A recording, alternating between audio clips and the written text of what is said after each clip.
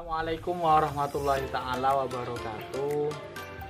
Qala al-musannifu rahimakumullah wa nafa'ana bihi wa bi'ulumihi fid dharaini. Wa qala rabbi shrah li sadri wa yassir li amri wahlul 'uqdatam min lisani yafqahu qawli. Terima kasih yang telah menyimak video ini. Kali ini saya akan mengerjakan UTS perbandingan pendidikan. Mata kuliah perbandingan pendidikan dengan dosen pengampu Bu Fitri. Baik, saya akan menjawab soal-soal yang telah diberikan oleh dosen saya. Dan kali ini saya akan bahas pertama.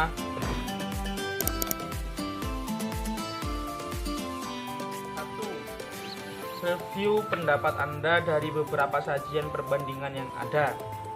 Pendidikan perbandingan itu muncul dalam kaitan dengan pendidikan internasional.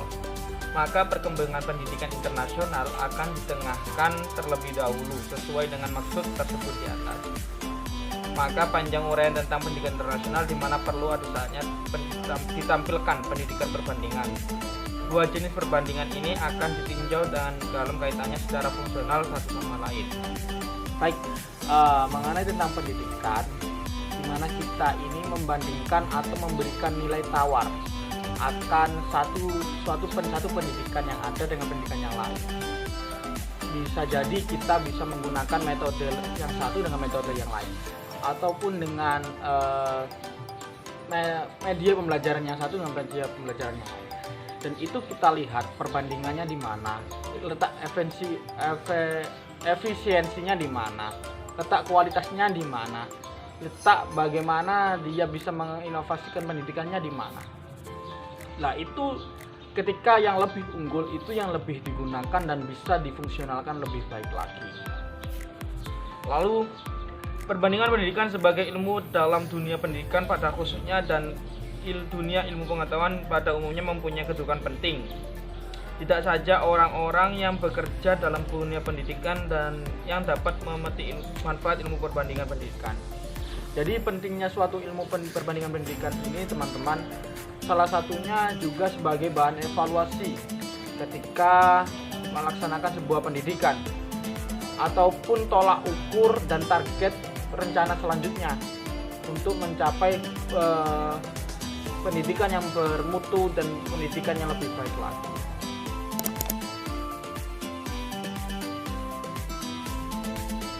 Baik, itulah tadi saya sudah mengulas nomor 1, dan kami akan melanjutkan soal nomor 2, yakni perbandingan pendidikan Indonesia dengan negara lain. Indonesia dan negara lain memiliki perbedaan yang mencolok dalam sistem pembelajaran yang diterapkan. Seperti halnya dalam menetapkan pendidikan usia dini, di mana pendidikan di Indonesia lebih melatih ke perkembangan motorik anak. Namun di negara lain lebih kepada teknis pembelajaran, yakni belajar membaca, menulis, dan berhitung untuk usia dini. Sedangkan di luar negeri, pendidikan usia dini lebih menekankan kepada bermain dan berinteraksi secara dan untuk mengeksplorasi lingkungannya. Kemudian di sisi waktu belajar, di mana waktu belajar di Indonesia itu sangatlah padat dalam waktu yang lama. Kita bisa mengetahui bersama bahwa kita mulai pagi itu sudah disuruh untuk mandi langsung berangkat ke sekolah hingga jam 12 siang. Kemudian kalau di Indonesia, khususnya di Jawa Timur, ketika sore ditekankan lagi belajar untuk mengaji hingga maghrib. Setelah maghrib ditekankan lagi untuk belajar di rumahnya masing-masing hingga tidur dan besoknya kembali melakukan hal yang sama. Namun di luar negeri, mereka belajar hanya 30-40%. Sisanya mereka berinteraksi dengan teman-teman dan lingkungan sekitar. Maka banyak hal, terutamanya di pendidikan moral ataupun di pendidikan mental, bahwa mental Indonesia ini masih mental belajar, bukan untuk mengaplikasikan apa yang didapatkan. Beda ketika di luar negeri, mereka belajar langsung mengimplementasikan apa yang dia dapat ketika bersama teman-teman. Dan itu bisa berdampak pada inner circle atau lingkungan sekitarnya. Untuk tugas yang diberikan guru, yang inilah yang sangat mempunyai mencolok perbedaan di Indonesia dengan negara lain. Sebagian besar di negara luar Indonesia tidak memberikan tugas atau pekerjaan rumah. Namun di Indonesia hampir setiap hari, bahkan seperti fardu ain, memberikan PR atau pekerjaan rumah. Tujuannya bagi untuk menambah pengetahuan belajar, namun hal ini justru membuat mereka tertekan. Ini tertekan ya bun, jangan sampai ini kita sebagai pengajar yang akan datang selalu memberikan PR dan menekan mereka untuk selalu menyelesaikan. Dan bahwasanya mereka pun juga tidak baik-baik saja ketika mengerjakan PR. Itu yang saya rasakan dulu juga. Dari sisi ujian akhir, diketahui bahwa Indonesia menerapkan ujian akhir sebagai bentuk kelulusan. Bahkan untuk ujian ini juga menentukan sebagai kenaikan kelas. Bahkan mereka mempunyai metode pembelajaran seperti ranking atau memberikan peringkat pembelajaran. Justru ini membuat kalau mental yang si siswa ini bagus, maka dia akan termotivasi ketika dia mendapat peringkat jelek. Namun sebaliknya, jika dia itu mempunyai mental yang buruk, maka dia punya pemikiran, buat apa saya belajar kalau tetap nilai saya seperti ini? Buat apa saya seperti ini? Karena itu membuat bukan daya saing, maka menurunkan motivasi mereka untuk belajar. Atau biasanya mempunyai iri hati kepada siswa lain untuk belajar. Dengan di luar negeri, hasil akhir ditentukan berdasarkan akumulasi pembelajaran yang sudah dilakukan setiap harinya. Dan untuk wajib belajar, setiap anak sudah dikenalkan pendidikan sejak usia masih kecil, gitu teman-teman. Dan kesadaran kita di Indonesia pun masih kecil. Kalau mereka di luar negeri dikenalkan mulai kecil. Kalau kita sejak kecil, kesadarannya belajar itu kecil. Sudah mulai kecil itu kesadarannya kecil, nggak pernah punya pikiran untuk memperbaiki diri, tidak punya mindset untuk maju, ya itu seperti itu. Pendidikan kita selalu tertinggal.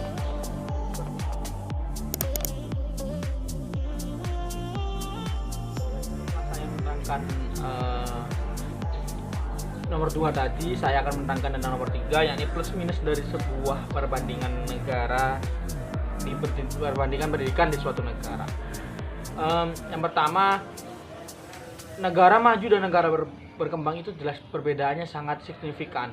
Baik sistem pendidikannya, teknis pendidikannya, yang disampaikan, objek kajian atau objek pendidikannya seperti apa, kurikulumnya bagaimana, SDM yang dihasilkan juga nantinya juga berbeda. Dan itu sangat berbanding jauh sekali dengan pendidikan di Indonesia khususnya. Bagaimana tentang nanti output dari pendidikan itu atau nilai tawarnya pada pendidik atau siswa yang akan kita didik itu juga berbeda sekali. Contoh, objek yang di Indonesia itu kalau usia dini ditekankan pada bagaimana cara dia belajar menghitung, bagaimana cara belajar dia membaca, bagaimana cara dia itu menulis dan lain-lainnya.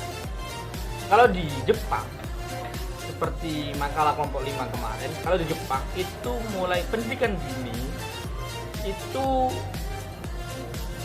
ditekankan mulai budi pekertinya. Lah plus minusnya, nilai plusnya mungkin kalau di Indonesia ketika ditekankan objeknya seperti itu, dia ditekankan sebagai belajar menulis dan menghitung dan membaca dan menulis, itu outputnya atau plusnya ketika dia beranjak ke jenjang pendidikan selanjutnya atau lebih tingkat lebih di atasnya, itu memudahkan si siswa ini untuk menganalisa sekitar, bagaimana dia untuk berkembang secara signifikan. Ketika minusnya, ketika pendidikan ini tidak diimbangi dengan nilai budi pekerti yang baik, nilai agama spiritual yang baik, dan bagaimana cara bersosial yang baik, maka minusnya tidak ada SDM yang punya budi pekerti, sosial dan lain-lain. Berbanding sebalik dengan di Jepang. Di Jepang itu ketika dia usia dini menekankan objek pendidikannya di nilai sopan santun. Dan ketika sudah di atas kelas SD, mereka kelas 3 SD dia itu baru memulai pembelajaran bagaimana cara dia belajar menulis dan menghitung. Nilai plus dan minusnya, plusnya ketika dia sudah menaiki beranjak ke remaja, dia mempunyai tata krama kepada orang tua, bagaimana cara dia menghormati orang sekitarnya, menghormati temannya, atau bagaimana dia mempunyai kepekaan sosial. Minus plusnya, dan ketika dia sudah selesai di masanya dari usia dini hingga kelas 3 SD tadi, ketika dia sudah kelas 4 ke atas atau ini selanjutnya, dia mulai mengejar pendidikan yang tertinggal seperti belajar menghitung dan lain-lainnya.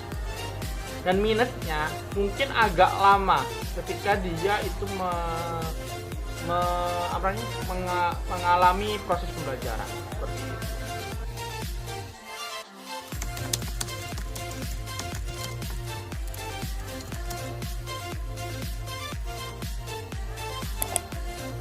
Baik, setelah nomor 3 tadi plus minus dari suatu perbandingan pendidikan tadi, sekarang soal terakhir dari Bu Fitri Kurnia ini juga menggugah saya.